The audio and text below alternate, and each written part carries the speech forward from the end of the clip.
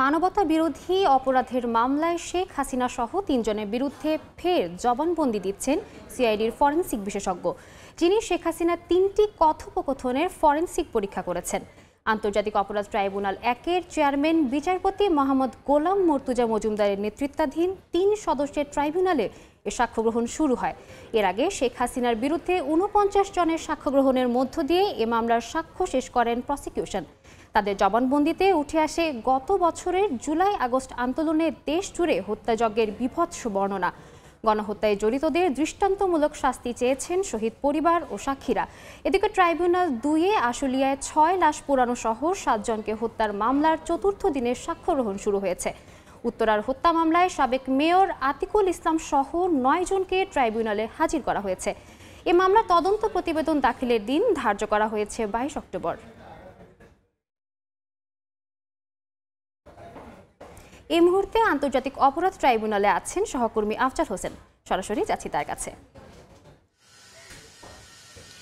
আন্তর্জাতিক অপরাধ ট্রাইব্যুনাল ১-এ আজকে ৭টি মামলার শুনানির দিন ধার্য রয়েছে।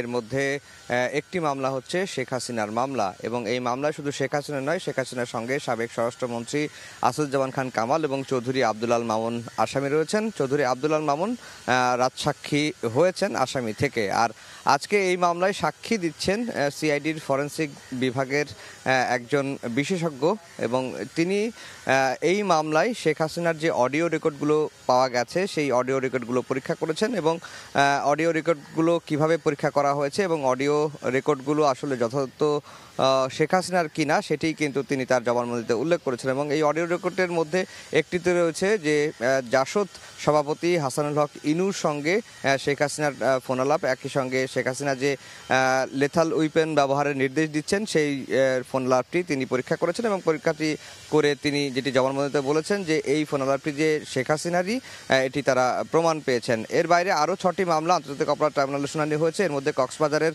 আলোচিত কাউন্সিলর ইকরামুল হত্যা মামলায় সাবেক সংসদ সদস্য আব্দুর রহমান বদির মামলার শুনানি ছিল, সেটিও পিছিয়ে গেছে। তদন্ত রিপোর্ট দাখিলের দিন ধার্য ছিল, সেটি পিছিয়ে গেছে।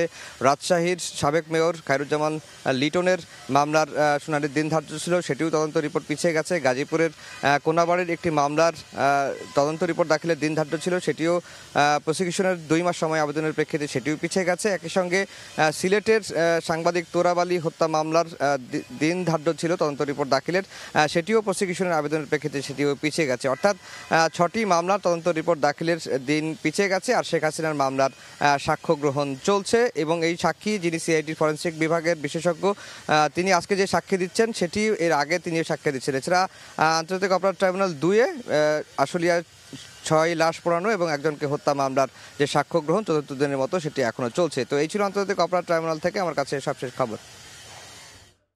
সরাসরি যুক্ত ছিলাম আন্তর্জাতিক অপরাধ ট্রাইব্যুনালে।